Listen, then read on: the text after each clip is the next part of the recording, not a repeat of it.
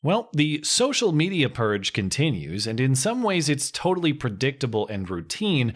In others, the standards for online censorship have just been escalated to levels that will likely implicate us all, if not for engaging in the wrong think ourselves, potentially now for even discussing those who literally shall not be named. In this round, Facebook and Instagram have banned Alex Jones, who was already banned, remember, but now he's double extra banned. More on that later.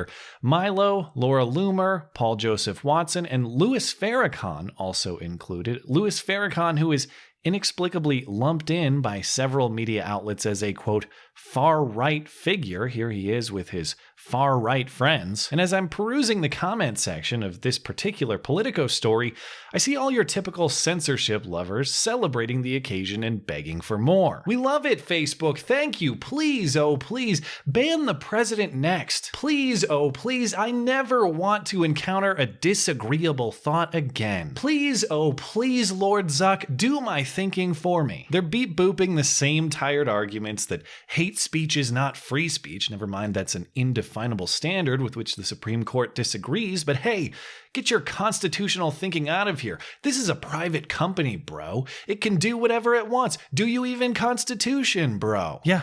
Of course, Facebook can do whatever it wants, but the question is, if you wouldn't celebrate the government censoring opinions you don't like, why would you celebrate anyone else doing it? Free speech is a cultural value first and a legal articulation based on that cultural value second. What is the reason we have the First Amendment at all? It's to protect an intellectual marketplace where ideas can compete freely and the best ideas will rise to the top. If you believe in that philosophy, you should be just as skeptical of corporate intervention in that market as you would the government. But I've discussed this issue at length, so let's get to what's actually new in this case. If there's a silver lining in this story, at least they aren't pretending anymore. They aren't pretending that they operate by any coherent rules. They aren't pretending that they aren't in total coordination with corporate media. They aren't pretending that they want you to be able to think for yourself. The people banned this week haven't done anything specific that Facebook is pointing to and saying that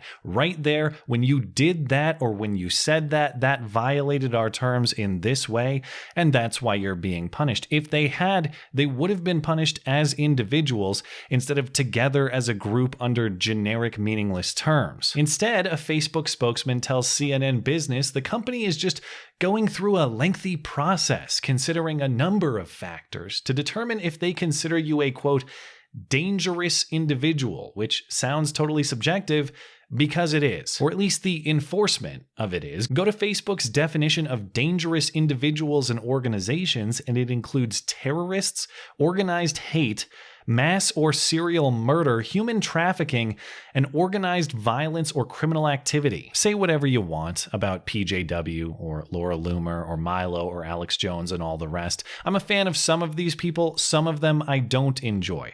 But are they actually comparable to terrorists or serial killers? And maybe you even think they're hateful, but can you honestly say that they fit the definition of members of organized hate groups as Facebook defines groups organized principally around hatred for others? If so, what is the hate group that they belong to? And who do they hate? And how do they hate or harass or terrorize? Any more so than the infinite list of Antifa accounts that are still up on Facebook and Instagram presently. Or the group that harassed Tucker Carlson at his home. Or the guy who was just arrested by the FBI for threatening Donald Trump Jr. and Jared Kushner and Ben Shapiro and others. The guy whose posts advocating murder are still up at this moment. It seems just as plausible to call Facebook a hate group. It's just that they go through a lengthy process considering a number of factors before they decide to discriminate against viewpoints they don't tolerate, paradoxically, in the name of tolerance. And how do we even know about this lengthy process that Facebook uses to identify these dangerous individuals? How was CNN able to get a quote about it so quickly, immediately after all of these people were banned? because Facebook cooperated with media outlets, tipping them off to the story before the bannings took place, offering commentary for the pieces, and making sure CNN, The Atlantic, The Washington Post, and the rest could be comprehensive and synchronized in taking out their enemies together. Facebook wants you to believe they promote mainstream media sources because of credibility and journalistic integrity. They don't. They promote them because they're business partners. But beyond how restrictive Facebook is becoming on high-profile influencers, the most understated piece of this entire story is just how restrictive Facebook is becoming on the individual little guy user. Facebook isn't satisfied just to refuse to let InfoWars and the rest communicate with you.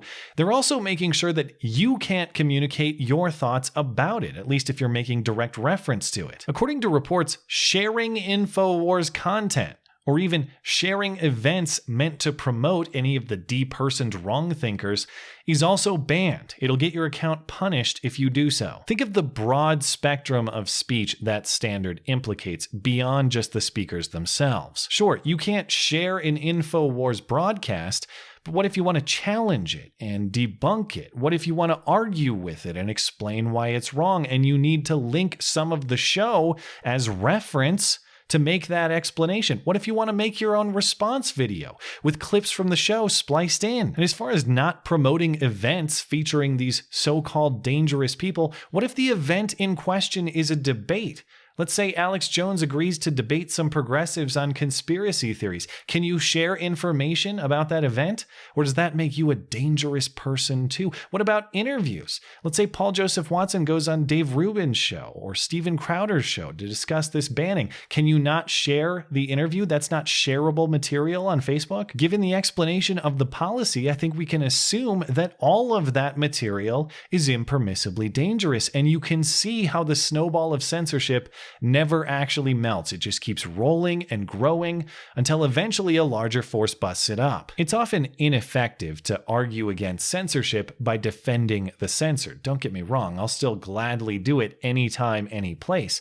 But that's the nature of people who get censored. They're controversial. A lot of people hate them. And so the NPCs in the Facebook comments celebrate the fact that someone they don't like is getting punished. And that's why it's important to consider this issue from the other side, from the perspective of the listener, too. Censorship affects the listener just as much as it affects the speaker. Facebook isn't just saying that these people are too dangerous to speak. They're also saying that you're too dumb to hear it. Facebook is denying you the opportunity to evaluate these people and their speech for yourself, to decide whether or not you like them for yourself, because Facebook doesn't trust you with what it deems so-called dangerous material. You may not want to oppose censorship on behalf of people you despise, I get it, but you ought to oppose censorship on behalf of yourself, on behalf of your own capacity to decide for yourself why you despise these people in the first place, instead of letting Mark Zuckerberg make that decision for you. I'm getting very tired of trying to convince Facebook and Twitter and the rest that they should stop doing this censorship. They aren't going to, and that's fine, because ultimately they damage themselves more than they damage these so-called dangerous individuals. These people Facebook is banning have large audiences for a reason. It's because people find them compelling. People find them persuasive. People find them entertaining. People find them valuable. And so they go to Facebook to find these people. People don't go to Facebook to find Facebook. They don't go to Facebook for its own sake. And so in purging this content that people enjoy, as I saw aptly described, Facebook isn't killing free speech. Facebook is killing itself. And this is a fantastic opportunity to be Facebook's Kevorkian. Help them out by signing up on other platforms who believe not only in letting you say what you want, but letting you hear what you want too. Get a Gab account. Get a Minds account. Sign up on BitChute. With every episode in this Silicon Valley crackdown, these alternatives grow. And they become more fun, and they become more viable. And besides, you know who's going to win in the end. I'm not aware of even one historical example where anyone has ever said, there, we did it. Just the perfect amount of censorship. Now it's time to kick back and enjoy all the peace and prosperity. Thanks as always for listening and for supporting this channel always. Appreciate that thoughtful discussion down below, and especially over on Twitter, that is at ML Christiansen. You're always welcome to come hang out and chat in my live streams. Those are linked down in the description. Looking forward to it. Goodbye.